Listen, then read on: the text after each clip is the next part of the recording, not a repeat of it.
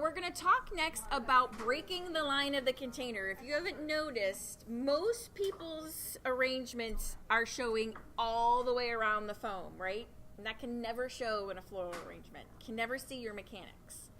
So don't be afraid to be pulling things all the way down. Remember we talked about that binding point. You can come straight in from the side.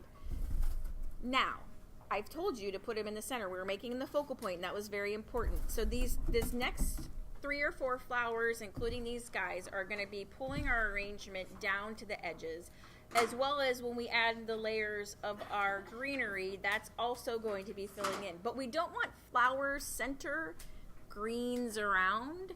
We want it all to feel like flowers go all the way to the edges and greens go all the way to the edges. This is what makes a very professional looking piece. Rhythm is on your pages, and rhythm and almost, we call it a zigzag in design. We're going to want to zigzag this red so that it is in a lot of different areas of your arrangement. So you want to make a path or a zigzag coming through. I'm going to put one here.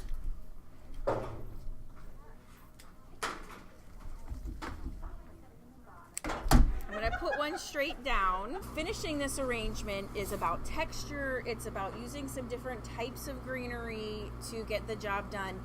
This is where we're really going to make it break over. I mean, we've touched the edge of the container now, but the beauty of this pedestal is if we had everything go like this, it wouldn't be any more it wouldn't be anywhere near as elegant as if we let it just fall to the table like a peacock feather. I mean, it is just like, wow, awesome. So same exact technique here though. Round this way, or if you're putting some highs and lows in yours, fine, but essentially the same shape takes place. Whether you have one high, one low, one high, that's another thing in floral design that we do a lot, where we have things nestled and things popped out, but the overall shape is always the same. So I'm going to take, I'm going to take my biggest leaves and I'm going to pretend they're kind of like more of my blooms, because they are going to fill in a lot of space.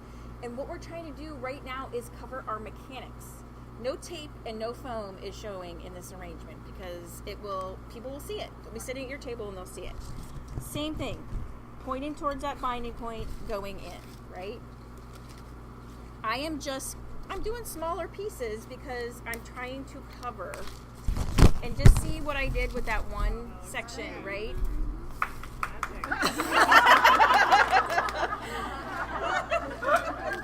But remember, bigger stuff gives us more coverage.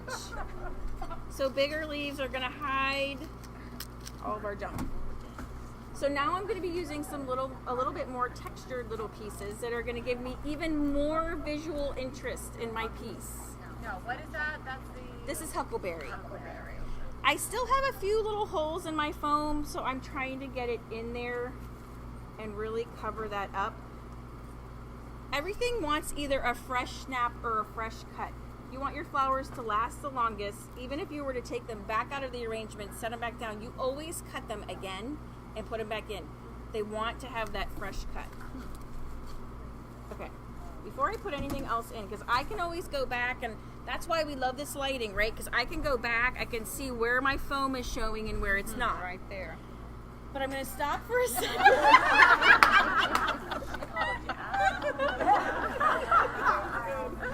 Okay, we're going to be considering this our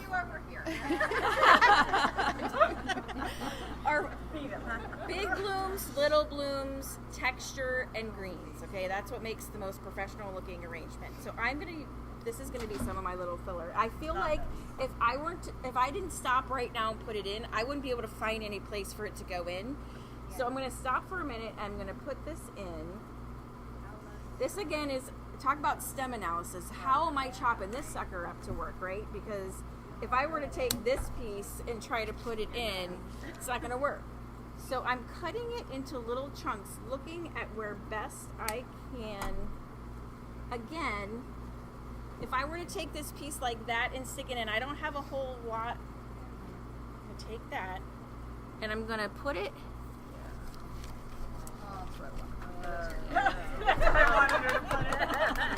That's where Okay, wait. You need to cut that little jag. It doesn't like it. It doesn't like it. Dang it. Okay, there we go. Okay, so that is what's to me making. Now we don't ever waste it, so I'm gonna have to put my piece in. But I'm gonna put it in as if it's still growing on that piece. Even though I separate it, no one has to know that I did that.